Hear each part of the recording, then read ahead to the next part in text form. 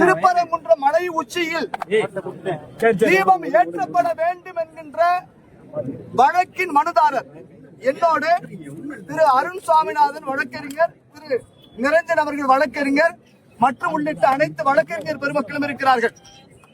மாண்பமை நீதிமன்றம், சென்னை உயர்நீதிமன்ற மதுரை கிளை திருப்பரங்குன்றம் மலை உச்சியில் தீபம் ஏற்றப்பட வேண்டும் என்று சொன்னது.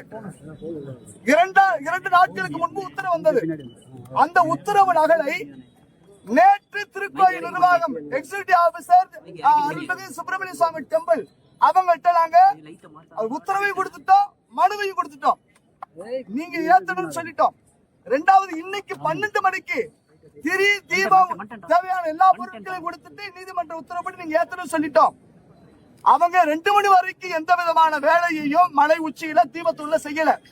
மாண்பமை நீதிமன்றத்துல நீதிமன்ற அவமதிப்பு வழக்கிற்காக எங்க வழக்கறிஞர்கள் வழக்கு தொடுத்தாங்க. அதுல மாண்பமை நீதியரசர் நீதிமன்ற உத்தரவுகளை அவமதிச்சு தொடரப்பட்ட வழக்கில் சொன்ன விஷயம் என்னன்னா, city commissioner police and executive officer 2 பேரும் 5 மணிக்கு பிசில வரணும்னு சொன்னாங்க. வீடியோ கான்பரன்ஸ்ல அவங்க வரல.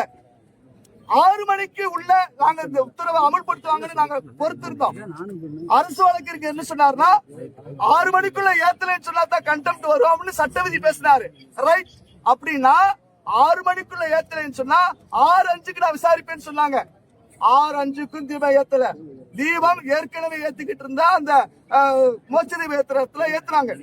இப்போ அதற்கப்புறம் நீதியரசர் மாண்பமை நீதியரசர் சொன்னார், இந்த உத்தரவை அமல்படுத்தணும், எக்ஸிகியூட்டிவ் ஆபீசர் மலைக்கு போகணும், பெட்டிஷனர் உள்ளிட்ட 10 நபர்களுக்கு சிஆர்பிஎஃப் பாதுகாப்போடு அழைச்சிட்டு போய் தீபம் ஏத்தணும்னு சொன்னாங்க. அந்த உத்தரவு நகலை நீங்க வழக்கறிஞர் உள்ளிட்ட எல்லாரும் வந்து கொடுத்தோம்.